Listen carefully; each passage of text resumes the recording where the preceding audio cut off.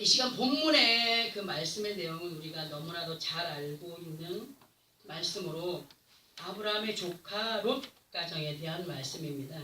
저는 제 나름대로 롯 가정에 대한 말씀을 대할 때마다 더 깊은 의미가 있지 않을까 그런 마음이 계속 있으면서도 또 준비하여서 전하고 나면 뭔가 모르게 또 부족한 것 같고 또 부족한 것 같고 제 마음이 그 창세기 19장에 머물러 있었으니 또 요번에 말씀을 준비하면서 느꼈는데요. 그게 뭘까? 왜일까? 그렇게 자꾸 의문이 들어서 자꾸 19장을 읽으면서 도대체 여기서 뭘 찾아야 되나? 설교 때마다 롯과 그의 가정을 아브라함과 비교를 하면서 언급을 자주 해드렸었어요. 그죠? 이 시간 또다시 그 가정에 대한 말씀으로 준비를 했고 이제 선포해 드리게 되었는데 세상을 살아가는 많은 사람들을 우리는 항상 두 부류의 사람들로 봅니다. 두 부류의 사람들로 비유를 해서 보았죠. 또 예수 그리스도 안에서도 우리는 두 부류의 사람들로 영의 사람과 육의 사람으로 이렇게 설명을 많이 들어왔었습니다. 오늘 이 시간도 마찬가지로 롯과 그의 가정을 설명하면서 함께 하나님의 명령을 받고서 출발하였던 아브라함과 그의 식솔들에 대한 말씀을 듣게 될 텐데요. 아브라함과 롯과 그들의 식솔들이 함께 하나님의 말씀을 듣고 출발하였던 출발 지점에서부터 다시 들어보게 되면 창세기 12장에서 여호와께서 아브라함에게 이르시되 너는 너의 고향과 친척과 아버지의 집을 떠나 내가 네게 보여줄 땅으로 가라. 그리고 12장 2절에서는 내가 너로 큰 민족을 이루고 네게 복을 주어 네 이름을 창대하게 하리니 너는 복이 될지라 이렇게 말씀을 하셨고 3절에서는 너를 축복하는 자에게는 하나님이 복을 내리고 너를 저주하는 자에게는 하나님이 너를 저주하는 자를 저주하겠다라고 그렇게 말씀을 하시면서 땅의 모든 족속이 너로 말미암아 복을 얻을 것이라 이런 말씀을 아브라함은 듣게 됩니다. 그 4절에서 보니까 이에 아브라함이 여호와의 말씀을 따라갔고 롯도 그와 함께 갔으며 아브라함이 하란을 떠날 때에 나이가 75세였더라. 그리고 5절에서는 함께 출발했던 식솔들이 이제 언급이 되는데요. 아브라함이 그의 아내 사레와 조카 롯과 하란에서 그 모은 모든 소유와 얻은 모든 것들을 이끌고 가나안 땅으로 지금 출발을 해서 갑니다. 그들은 마침내 가나안 땅에 들어가게 됩니다. 가나안은 하나님이 약속하신 축복의 땅입니다. 그런데 이 축복의 땅에 대한 것을 오늘 듣게 되는데요. 우리가 여기 이 말씀에서 주목을 해보아야 될 것이 뭐냐면 먼저 아브라함과 사레의 이름입니다. 우리는 지금 아브라함으로 알고 있잖아요. 그런데 12절에서부터 쭉 보면은 17장에서 계명하기 전까지 아브라함으로 그렇게 불려집니다. 그러니까 아브라함과 사레의 이름을 먼저 언급을 해드리고 나서 이제 또 나머지 것들을 설명해 드릴 텐데 이들이 하나님의 명령을 따라서 출발했던 출발지에서의 이름은 아브라함과 사레였습니다. 그러나 하나님께서 창세기 17장에서 그들의 이름을 계명해 주십니다. 아브라함을 무엇으로요? 아브라함으로 사레를 사라로 계명을 해줍니다. 이걸 보고 사람들이 얼마나 이름을 많이 바꾸는지 몰라요. 근데 하나님이 무조건 이름을 계명해 주는 거 아니에요. 무조건 이름을 점집에 가면 계명해 주는 데 가면은 이제 하도 운이 없고 재수가 없으니까 이름을 바꿔보면 좀 다른 사람을 살을까 싶어서 사람들이 이름을 많이 바꾸지 않습니까? 근데 여기서는 하나님이 강권적으로 이름을 주시는데 보세요. 지금 이 시간 롯과 그의 가정에 대한 말씀을 하면서 왜 아브라함과 사레의 이름의 그 계명에 대한 것을 말하는 것일까 하는 생각도 들겠지만 중요하기 때문에 언급해드립니다. 하나님께서 아브람과 사라의 이름을 계명하시기 전에 창세기 17장 2절에서 4절까지를 보면은 이런 말씀이 기록되어 있어요. 우리 한번 창세기 17장 2절에서 4절까지를 함께 합독을 해봅니다. 시작. 내가 내 언약을 나와 너 사이에 두어 너를 크게 번성하게 하리라 하시니 아브라함이 엎드렸더니 하나님이 또 그에게 말씀하여 이르시되 보라 내 언약이 너와 함께 있으니 너는 여러 민족의 아버지가 될지라. 자, 우리는 이 말씀 안에서 정말 크고 놀라운 비밀이 뭔가를 찾아야 되는데 내가 너와 이렇게 사이에 내 언약을 두고 너를 복줄게. 복줄 테니까 너는 여러 민족의 아버지가 되어야 된다 하시는 말씀이에요. 하나님께서 아브라함이 나이 99세 때에 아브라함 앞에 나타나셨습니다. 그리고 그에게 내가 내 언약을 너와 나 사이에 두어서 너를 크게 번성하게 하겠다 하실 때에 하나님은 무조건 번성케 하고 복 주시는 하나님이 아닌 것을 이 말씀에서 우리가 찾아야 됩니다. 하나님께서 그 분명히 나와 너 사이에 내 언약이 있어. 내가 너를 복 줄게. 크게 번성케 할게. 그렇게 말씀하실 때 아브라함이 엎드려서 그 말씀을 귀담아 듣고 있을 때 4절에서 보니까 보라 내 언약이 너와 함께 있으니 너는 여러 민족의 아버지가 될지라 하셨어요. 그러나 그냥 이러한 하나님의 언약의 약속이 이루어지지 않음을 알게 하시는 말씀이 뭐냐면 5절에 있습니다. 5절. 자, 5절 함께 합동합니다. 시작. 이제 후로는 네 이름을 아브라함이라 하지 아니하고 아브라함이라 하니 이는 내가 너를 여러 민족의 아버지가 되게 함이니라. 자, 우리는 이 말씀의 의미를 이렇게 한번 들어보겠습니다. 아브라함이라고 하는 이름의 뜻은 존귀한 아버지, 존귀한 아버지 또는 높은 아버지입니다. 그러면 지금 이 아브라함의 이름이 완전히 하나님이에요. 하나님. 그죠? 자, 그런데 아브라함의 뜻은 뭐냐면 아브라함의 뜻은 열국의 아버지, 무리들의 아버지, 많은 국민의 아버지가 됩니다. 그러면 이제 여기서 제가 말씀을 드릴 때에 너와 나 사이에 언약을 두고 내가 너를 복주고 너를 크게 번성케 할 테니까 너는 뭐가 되려는 거예요? 겸손히 낮아져 내 앞에.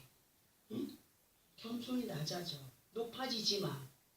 믿음 안에 있는 사람으로 우리는 하나님과 나 사이에 언약을 세워서 아버지께서 행하여 가게 하시는 그분 앞에 우리는 항상 뭐 하지 말아야 된다? 교만하지 말아야 된다. 교만하지 말아야 된다는 말씀으로 하나님은 항상 겸손한 자를 사랑하셔. 교만하지 마. 이런 말 많이 들어왔어요. 그러니까 아브라함을 아브라함으로 바꾸신 하나님의 뜻을 보게 되면은 항상 너는 내 앞에 뭐한 자가 되라? 겸손한 자가 되라. 겸손한 자로 존귀하고 높고 높은 나의 위상을 함부로 하지 않는 믿음의 사람으로 내가 너를 복주며 열국 앞에 머리가 되게 할 때마다 누구를 인정하라고? 하나님을 인정하고 의지하는 자가 되라 하시는 그 의미를 담고 있다라고 해도 과한 표현이 아니라고 그렇게 말을 할 수가 있습니다. 무슨 말씀인지 알아듣겠죠, 그죠? 자, 근데 하나님은 항상 믿음 안에 있는 우리들에게도 교만하거나 자만치 않는 사람들이 되기를 말씀으로 가르쳐 가고 계심을 확실히 알아야 된다는 거죠. 뭐냐? 사람이 어떤 지경에 이르게 되면은 처음에는 너무너무 겸손하게 자라는 것 같아요. 근데 뭔가 손에 잔뜩 쥐고 만족히 누리게 되면 어떻게 돼요? 사람이 높아지게 돼 있더라고요. 그러니까 하나님 미리 약속하는 거예요. 내가 너와 나 사이에 언약을 두고 내가 너를 복주고 크게 번성케 할 때에 너는 내 자리에 앉지 마. 더 겸손해져. 이 땅에서 내가 너를 머리로 세워갈 때에 그 머리로 세움에 있어서 교만한 자가 되지 마. 이렇게 말씀하시는 거예요. 간단하게 얘기하면. 그리고 15절에서 아브라함의 아내 사레의 이름을 사레라 하지 말고 사라라 하기로 하셨어요. 이 의미 또한 마찬가지로 낮아짐의 의미입니다. 사레는 히브리어로 사라이, 그러니까 사라다가 아니고 사라이며 이 뜻은 헌화입니다. 헌화. 이 이름을 사라로 하나님은 바꾸시면서 사라의 이름의 뜻은 여왕, 여주인, 곧 열국의 어미이며 아브라함의 민족을 아내인 사라의 몸에서 나오게 하여서 아브라함에게 약속하신 것을 이루어가는 동역자가 되게 하신 거예요. 그러니까 에덴 동산에 아담과 하와를 두시고 서로 동역하게 하시면서 하나님의 뜻을 이루어가게 하셨지만 성공했습니까? 실패했습니까? 실패했습니다. 다시 우리는 아브라함과 사라를 통하여서 하나님이 내가 너를 열국의 아비가 되게 만들게 할 때에 아니 열국이 그냥 생겨요? 남자 혼자 그냥 만들어요? 여자가 있어야 돼요. 그러니까 그 후손들을 통하여서 번성케 하면서 믿음 안에서 열국의 아비로 그 하나님의 나라를 확장시켜가는 종역자로 붙여준 거예요. 그러면서 우리가 이런 생각을 해야 돼. 이 말을 들으면서 어떤 생각을 해야 되냐면은 부부라고 하는 사이는 남과 여자가 때가 되어서 만나서 결혼을 하고 아이를 낳고 자기들의 나라를 이루어가는 어떤 가정을 이루어가는 사람이다라고 볼 수 있지만 남과 여가 만나서 함께 가정을 이룬 것은 뭐냐? 동역자로서의 삶을 살아가는 것이다. 그러니까 그러면 그렇게 민족을 이루어갈 수 있도록 동역자다 할 수 있기 때문에 남자들이 여자하고 결혼하면 어떤 생각을 합니까? 이거 너는 내 거야. 나는 가장이니까 너는 꼼짝하지 마. 생각을 합니까? 안 합니까? 근데 이 말씀을 준비하면서 어머 정말 이렇게 놀라운 게 여기 있었구나. 넌 내 거야 하는 소유욕보다는 서로를 존중하는 것이 하나님의 뜻이라는 거예요. 그래야 좋은 인격을 가진 후세들을 볼 수 있는 거예요. 후세들을 볼 수 있는 거예요. 하나님의 뜻, 동역자로 서로 존중하는 것이 하나님의 뜻. 맞다고 생각합니까? 안 맞다고 생각합니까? 근데 우리가 여태까지 어떻게 살았어요? 그냥 그 소유욕에 의한 것에 끌려다니며 살았잖아요. 근데 동역자더라고요. 하나님이 아브라함과 사라를 함께 부부로 내가 너를 열국의 아비로 만들어 갈게. 너의 민족을 크게 할게. 번성케 할게 할 때에 여자가 없이 그게 만들어지느냐는 얘기죠. 아니라는 얘기예요. 여자가 있기 때문에 가정이 형성되는 거예요. 또 여자만 있다고 됩니까? 남자가 있기 때문에 형성돼요. 서로 동등한 위치에서 존중을 하고 함께 동역하는 사람들로서의 삶을 살아간다면 이 사람이 없으면 안 돼, 이 아내가 없으면 안 돼 할 때에 그 안에 뭐가 자라겠어요? 사랑과 협력이 함께 자라가는 역사가 나타나겠죠. 자, 그러면 이제 롯과 그의 식솔들에 대한 내용을 이제 우리가 봐야 되는데 아브라함과 함께 가나안으로의 진격을 함께 했어요. 아브라함의 조카 롯의 가족도. 그런데 함께 하던 롯과 그의 식솔들을 보니까 13장에서 보게 되면 처음에는 함께 고향 친척 아버지의 집을 떠날 때 함께 떠났어요. 그런데 가나안에 들어와 가지고 하나님의 말씀대로 막 짐승의 떼가 늘어나고 또 하인들의 식구들도 늘어나고 막 번성이 되는 거야. 막 말도 못하게 번성이 되는 거야. 출발할 때는 요만큼이었는데 거기서 하나님 명령을 따라 와서 보니까 너무나 많은 것을 이룬 거예요.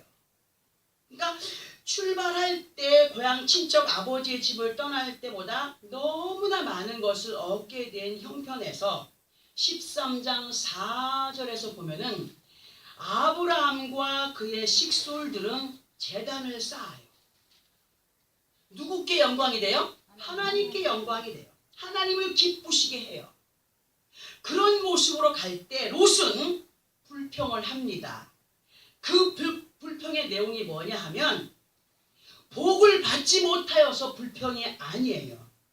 복을 받지 못하여서 불평이 아니라 너무나도 넘치는 복을 받아서 은금이 풍부하고 짐승의 떼가 늘어나고 이렇게 소유하는 것이 많아졌는데 그 롯은 감사하기보다, 잘 들어봐야 됩니다. 감사하기보다 자기를 전도해서 함께 출발하여서 복된 자리에 있게 한 아브라함과 그의 식솔들을 향한 불평, 그리고 너희가 우리 가까이 있으니까 우리가 살아가기에 너무 힘들어. 눈만 뜨면 그냥 싸우는 거예요. 다투는 거예요.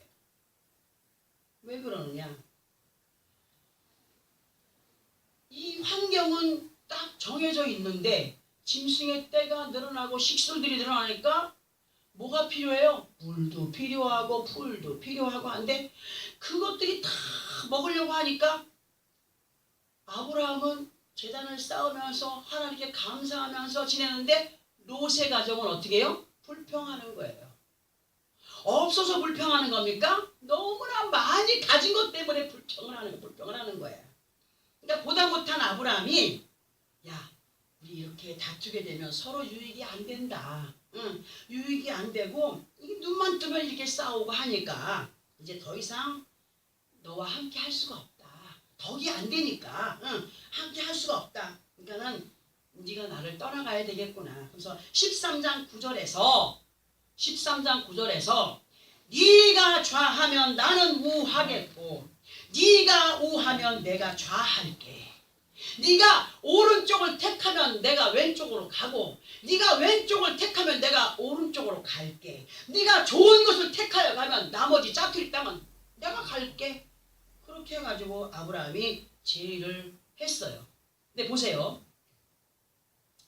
여기 이 말씀에서도 우리는 아브라함의 마음을 보아야 하는 것이 뭐냐면 아브라함이 하나님을 의지하고 하나님의 약속을 믿다 보니까 마음에 뭘 안 가졌어요?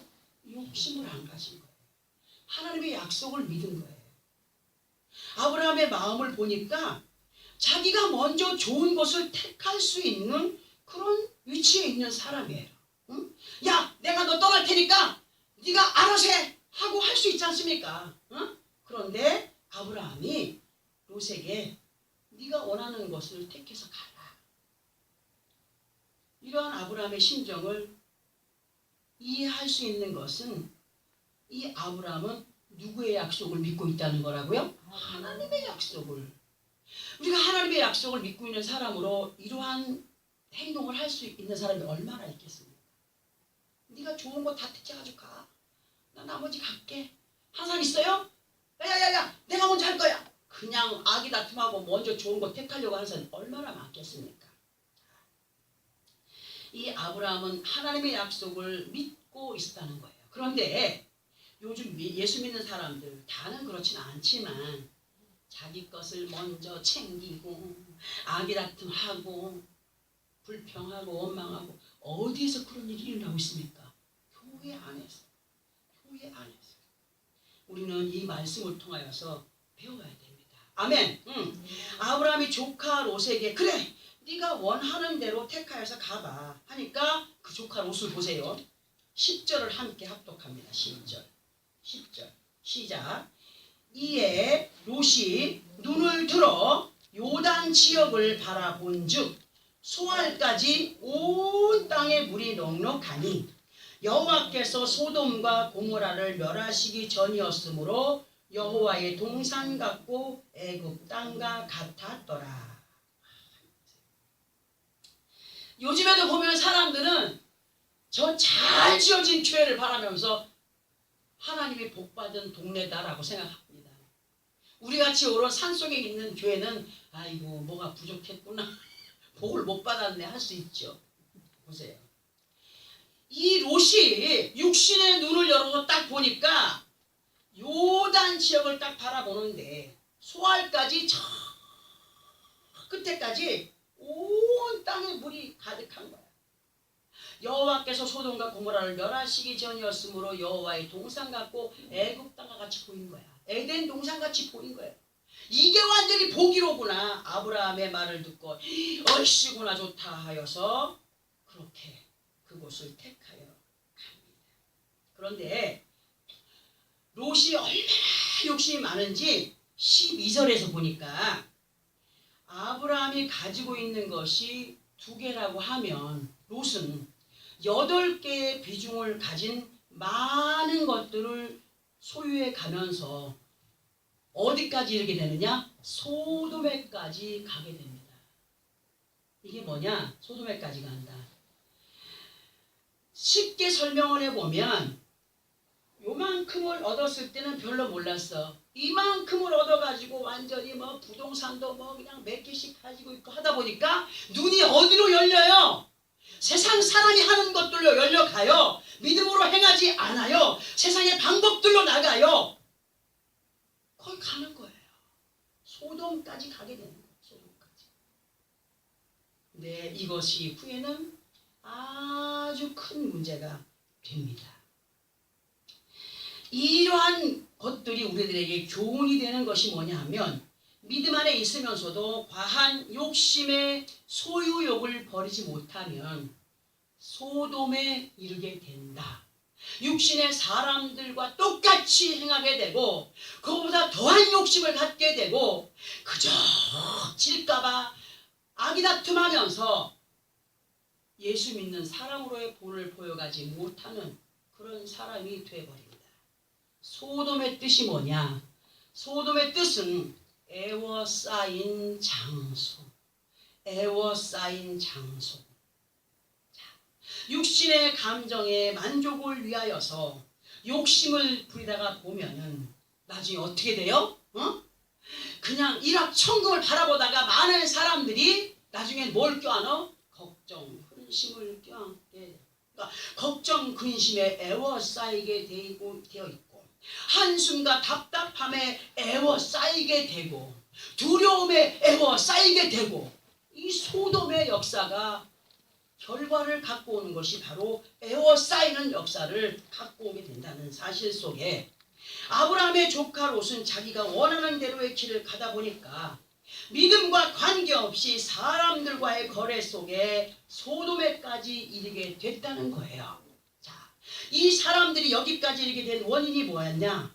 갑자기 떼부자가 되어버린 이것이 그의 이성을 완전히 상실해 버리게 만든 거예요. 하나님의 말씀의 순종보다 많은 것이 손에 있다 보니까 그 손에 있는 것으로 원하는 것 할 수 있고 원하는 것 소유할 수 있고 자신 스스로의 만족에 고립이 되어버린 거예요. 돈만 있으면 다 되겠다라고 하는 사람이 있어요, 없어요? 그런 마음으로 가는 거예요. 근데 보세요. 13장 17절에서 18절을 보면 아브라함은 어떤 모습으로의 삶을 살아가고 있는가를 보기 위해서 함께 합독을 해봅니다. 어떻게 비교가 되는가 보는 거예요. 13장 17절 18절 시작. 너는 일어나 그 땅을 종과 횡으로 두루 다녀보라. 내가 그것을 네게 주리라. 이에 아브라함이 장막을 옮겨 헤브론에 있는 마므레 상수리 수풀에 이르러 거주하며 거기서 여호와를 위하여 제단을 쌓았더라. 자, 이 땅은 어떤 땅입니까? 롯이 좋은 땅을 다 차지해가지고 갔어요. 어떤 땅만 남은 거예요? 짜투리 땅만 남은 거예요. 볼품없는 땅만 남은 거예요. 보기에 삭막한 땅만 남은 거예요. 황무지와 같은 땅만 남은 거예요. 근데 하나님께서 뭐라고 말씀하십니까? 너는 절대로 낙심하지 마. 일어나. 그 땅을 종과 횡으로 두루 다녀보라. 내가 그것을 네게 주리라. 이에 아브라함이 장막을 옮겨서 헤브론에 있는 마므레 상수리 수풀에 이르러 거주하면서 하나님의 명령을 따라 거기까지 가서 뭐부터 했습니까? 여호와를 위하여 뭘 했다고요? 제단을 쌓았더라. 예배하는 것을 게을리하지 않았다는 거예요. 아, 롯이 다 차지했는데 원망할 수도 있어요. 불평할 수도 있어요. 아, 그게 가지라고 했더니 몽땅 다 가져가 버렸네. 할 수 있지 않습니까? 그런데 아브라함이 어떻게 했다고요? 여호와의 영광을 위하여서 제단을 쌓았다. 우리 이 말씀들이 마음에 새겨져야 돼요. 어떤 불평할 일들이 아무리 상대가 내게 있어야 될 것들까지 다 가져왔다 할지라도 불평하지 말고 일어나 종과 횡으로 행하는 가운데 여호와 앞에 제단 쌓는, 예배하는, 기도하는, 말씀을 듣는 그런 시간들을 가져야 되는데 이 말씀을 다시 한 번 더 설명을 할 때에 마음에 새기시기 바랍니다. 아브라함은 조카 롯과 마찬가지로 받은 복이 엄청났습니다. 그러나 조카 롯과 달리 이 아브라함은 누구를 향한? 하나님을 향한 믿음의 마음이 있었음에 욕심을 부렸다고요? 욕심 부리지 않고 조카 롯이 다 택하여 가진 짜투리 땅에서 아버지 하나님께 제단을 쌓으며 주어진 환경에 최선을 다하고 있을 때에 14절에서 너는 눈을 들어 너 있는 곳에서 북쪽과 남쪽 그리고 동쪽과 서쪽을 바라보라 하셨고 15절에서는 보이는 땅을 내가 너와 내 자손에게 주리니 영원히 이르리라. 이런 약속을 합니다. 자, 그러면 북쪽과 남쪽, 동쪽과 서쪽을 바라보라. 네 눈에 보이는 것을 내가 다 너에게 주겠다는 건 뭐예요? 동서남북 완전 이 모든 것을 너에게 다 주겠다. 그리고 그 약속을 이루기 위해서는 네가 이러한 모습으로의 삶이 되어야 된다는 의미로 우리가 앞에서 합독한 17절에서의 말씀이 너는 일어나 그 땅을 무엇으로? 종과 횡으로 두루 다녀보라. 내가 그것을 누구에게? 아브라함인 너에게 주리라 하셨어요. 자, 그럼 이 말씀에서 종과 횡은 뭐냐? 설명을 많이 드렸어요. 그죠? 종과 횡에 대한 거. 어떤 의미예요? 종과 횡에 대한 거. 자, 종과 횡은 가로 세로를 의미하는 거죠. 종은 세로입니다. 세로. 횡은 가로입니다. 자, 그러면 가로 세로가 겹쳐지면 뭐가 됩니까?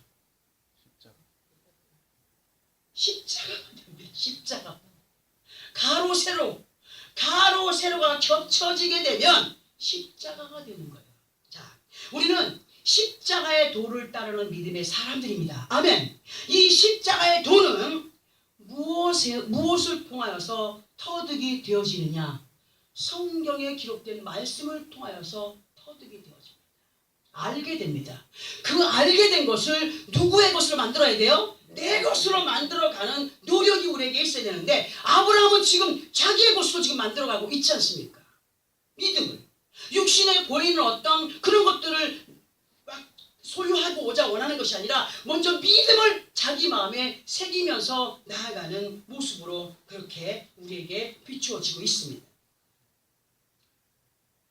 하나님의 말씀으로 우리는 듣고 깨닫고 순종함으로 그 행함 속에서 십자가의 도는 이루어지는 것입니다.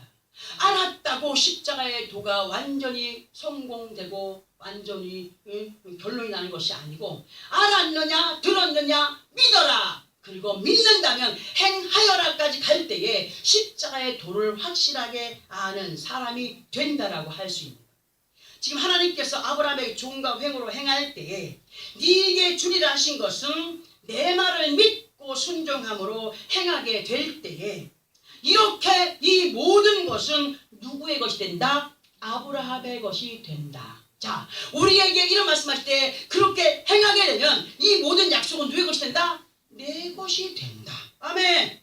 이해가 되시죠? 자, 그런데요, 육신의 눈으로 보기에 좋은 것을 택하여서 이것도 저것도 자기가 원하는 대로 소유를 원없이 가지고 나가던 롯과 그의 식솔들이 소돔에까지 그 마음을 뻗쳐갔어요.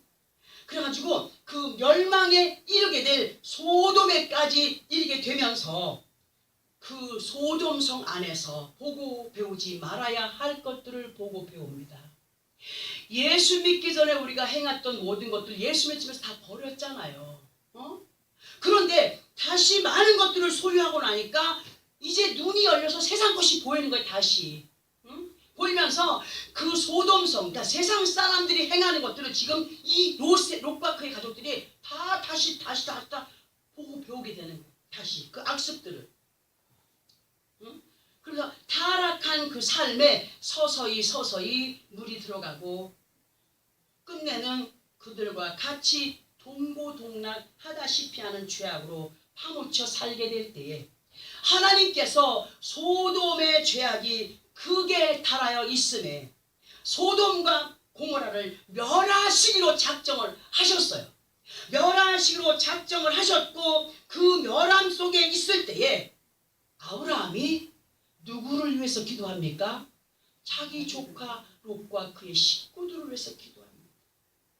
아버지 하나님이요, 저 성 안에 의인 얼마만 있어도 하나님은 그 성을 멸하지 않을 것 아닙니까? 우리가 살아가는 이 모든 세상이 소돔과 같고 소돔 안에서의 많은 사람들이 예수 믿는 사람들로 그 안에 들어가 있지만 이렇게 존재할 수 있는 것은 우리가 지금도 살아갈 수 있는 것은 그 안에 의인들이 나라와 민족을 위해서 기도하고 세계를 위해서 기도하고 영혼들을 위해서 기도하는 기도가 있기 때문에 하나님이 지금 시간을 주시는 거예요. 마찬가지로 아브라함이 소돔성을 위해서 기도할 때에 그 조카 롯, 아버지 저가 하나님을 아는 자가 아니겠습니까? 하나님을 믿던 자가 아니겠습니까? 믿음이 있는 자가 아니겠습니까? 그러나 잠시 그 생각과 마음을 빼앗겼는데 그들을 살려주면 안 되겠습니까? 소돔성을 멸하지 않으시면 안 되겠습니까? 얼마나 기도를 하는지 하나님이 그 아브라함의 기도를 들으시고 천사를 보내십니다. 천사를 보내어서 롯의 가족을 탈출시키는데 그 전에 사건들은 성경을 보면서 다 설명을 해드리면은 정말 좋겠지만 시간이 너무 많이 가. 너무 재밌어요. 탈출시키러 천사들이 갑니다. 그때 천사들을 통하여서 하나님이 그들에게 이런 말씀을 하십니다. 그렇게 말씀하심의 일부분이 오늘 본문의 말씀이 되는 17절의 말씀입니다. 하나님께서 보내신 사자들이 롯과 그의 가족들을 밖으로 이끌어낸 후에 그들에게 부탁한 것이 뭐냐면 뭘 보존하기 위하여서? 생명을 보존하기 위하여서 빨리 속히 무조건 남겨진 재산이나 다른 것에 미련을 두지 말고 돌아보지도 말고 가다가 쉬지도 말고 빨리 속히 저기 보이는 산으로 도망하여서 너희의 멸망함을 면하라. 그렇게 말씀을 대언해 줍니다.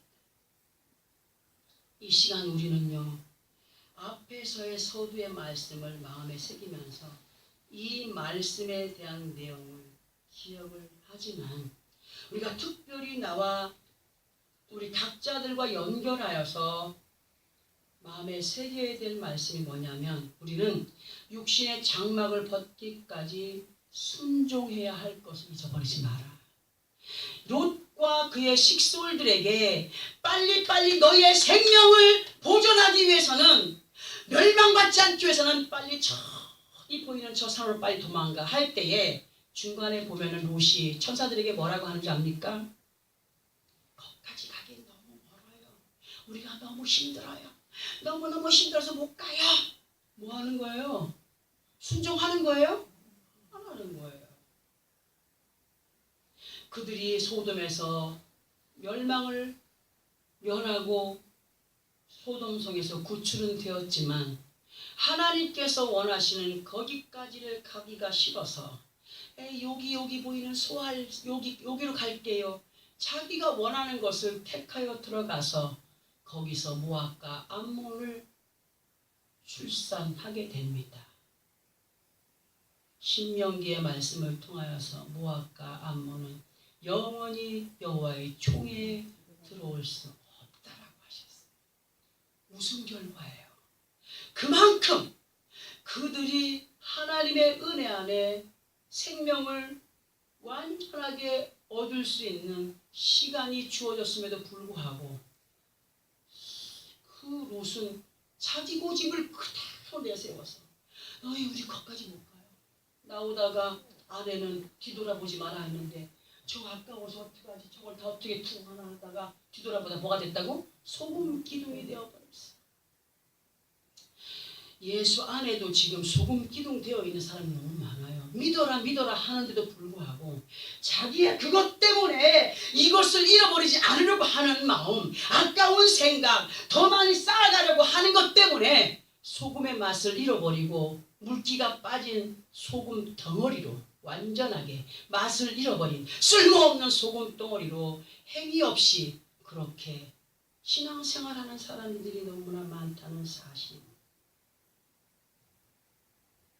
우리는 육신의 장막을 벗기까지 순종함으로 행하여 가야 할 것은 세상에 대한 미련보다도 세상의 것 가지고 있다고 해서 죄 아니에요. 그러나 가지고 있지만 그 가지고 있는 것에 대한 미련보다 누구를 향한 미련이 더 강해야 된다고? 아브라함처럼 응? 그 비중을 더 강하게 많이 가져야 되는 것으로 믿음으로 이 험악한 소돔과 같은 세상에서의 삶이 될 때에 우리는 만물의 영장으로서의 삶을 살아갈 수 있다. 아브라함과 같은 믿음, 하나님을 향한 믿음을 가지고 있는 사람들만이 만물의 영장으로서의 삶을 살아갈 수 있다. 세상에 물들지 않고 정복하고 다스려가는 믿음으로 승리의 삶을 살아갈 수 있다는 것을 우리에게 누누이 말씀으로 알려주고 계십니다. 우리는 아브라함과 그의 가족들처럼 무에서 유를 창조하시는 하나님을 체험하며 살아가기 위해서는 종과 횡으로 행함에 있어서의 예배가 얼마나 중요한가를 아는 사람들이 되어야 됩니다. 예수 그리스도께서 나를 위하여 십자가 위에서 희생 제물로 자기의 생명 아끼지 않냐고 물과 피 한 방울도 남기지 않냐고 나에게 완전히 부어주시면서 나의 죄와 모든 묵었던 것들을 다 씻어서 하나님의 의로운 그런 믿음의 사람들로 살아갈 수 있도록 도운 것을 우리는 감사하고 항상 예수의 이름으로 예배하는 것을 우리는 게을리하지 말아야 됩니다. 하나님과 늘 가까이 하는 사람들에게는요 특별한 역사가 나타납니다. 어떤 역사가 나타나냐면은 예를 들어서 똑같은 믿음 안에 있는 두 사람이 있다. 한 사람에게는 이상하게 집사님 하나님이 뭔가 하실 것 같아. 어머 무슨 일이지? 하실 것 같아. 옆 사람도 그럼 나는요? 근데 그 사람한테는 아무 말 안 해. 이유가 뭐예요? 뭔가를 하실 것 같아 하는 사람은 어떠한 믿음을 가진 사람이에요? 아브라함과 같은 믿음을 가진 사람. 근데 나는 그러면 어떻게 해주신대요? 라고 하는데도 말이 없는 사람은 뭐예요? 롯과 같은 믿음을 가지고 있는 사람이라 해도 과한 표현이 아니라는 거죠. 어떤 사람은 궁금한 것들이 있어서 이런저런 얘기를 할 때 대화가 되면서 응답까지 가는 사람이 있습니다. 근데 어떤 사람은 아무리 얘기를 해도 답변이 안 돼요. 그냥 기도합시다. 무슨 이유냐? 아브라함과 같은 믿음을 가진 사람에게는 대화 속에서 응답이 나오고, 아무리 대화를 많이 해도 결론은 기도합시다 밖에 안 나온다는 거죠. 우리 어떤 믿음을 가져야 됩니까? 하나님께 약속을 받았습니다. 롯도 마찬가지로 받았습니다. 그러나 그는 많은 것을 소유했을 때 어디로 갔다고요? 딴 길로 갔습니다. 우리는 절대로 롯과 같은 그러한 고집을 부리며 욕심을 부리며 만족하지 못하는 마음으로 원망과 불평을 하는 사람들이 되지 말아야 됩니다. 이런 일들이 왜 일어나느냐를 볼 때 얼마나 하나님께 열심을 내고 있느냐 없느냐의 차이로 결과를 보면 그것을 알 수 있지 않느냐. 우리에게는 아직 결과가 아직 나진 않았지만 그러한 어떤 역사를 주실 때에 이 말씀을 꼭 기억하면서 그것을 완전하게 하나님께 받은 복으로 누려가기 위해서는 누구와 같은 믿음을 가지라? 아브라함과 같은 믿음. 여호와 앞에 제단 쌓는 일을 게을리하지 아니하고 소돔에 가까이 하였어도 주어진 환경의 삶 가운데 산다 할지라도 그들에게 물들지 않고 그들과 함께하는 악습에 속하여 살지 않는 사람들이 되기를 바라시는 하나님의 뜻이 내게 있다는 사실. 우리는 하나님과의 관계를 정말 밀접하게 믿음의 관계로 이어가야 된다는 사실 속에 얼마나 내 자신이 종과 횡으로 십자가의 도를 따라서 행하며 열심을 내고 있느냐, 아니면 영적인 소돔 사람들과의 마음으로 그 마음에 만족을 채우기 위함으로 가고 있느냐에 따라서 가는 길이 달라진다는 사실을 마음에 새기면서 우리는 반드시 소돔과 같은 이 땅에서의 삶의 환경 안에 살아간다고 해도 우리의 영과 육신의 생명을 보존받기 위해서는 아버지의 성산에 오를 때에 오늘은 바빠요, 오늘은 어째요 저째요 육신의 핑계를 따라서 돌아보고 머무는 것으로 인하여서 그날 그 시에 자신에게 꼭 필요하고 자신이 꼭 들어야 되고 자신이 꼭 들어서 깨달아야 될 십자가의 그 도를 복받을 그 언약들을 놓쳐버리는 사람들이 되지 않기를 원하여서 오늘 우리에게 이 말씀을 주십니다. 우리에게 있어서 사람의 뜻대로 만족히 넘쳐나고 손에 쥐어진다면 더한 믿음으로 나갈 텐데 하는 마음들이 있어요. 회개해야 됩니다. 사람의 앞일은 모릅니다. 내가 많이 가졌다고 더한 믿음을 가진다고요? 아니요. 지금의 믿음이 중요한데 지금 믿음 없으면서 더한 믿음으로 갈게요 하는 것은 자기의 계획일 뿐이지 하나님의 뜻이 아니라는 겁니다.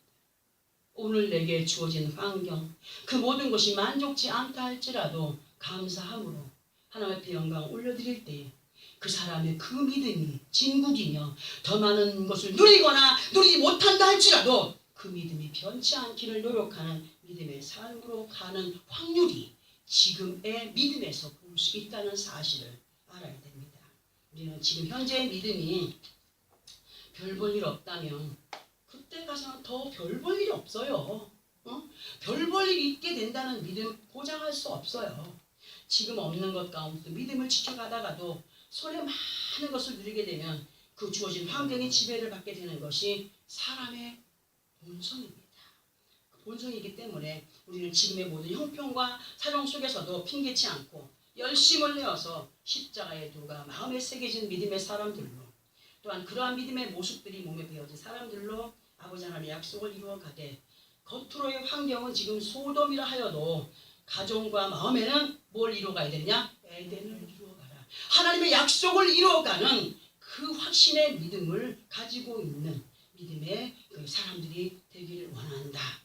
그리하여서 언제든지 핑계치 않고 하나님께서 원하시는 그 자리에 항상 나와 멸망함을 면하여가는 믿음의 승리자들로 하나님께는 큰 영광이 되고 우리 자신들에게는 만물의 영장으로 그렇게 책임을 허락하신 그 하나님의 은혜를 따라 복에 복을 더하여가는 믿음의 승리자들이 되어지기를 예수 그리스도 이름으로 축원합니다. 아멘. 기도하겠습니다.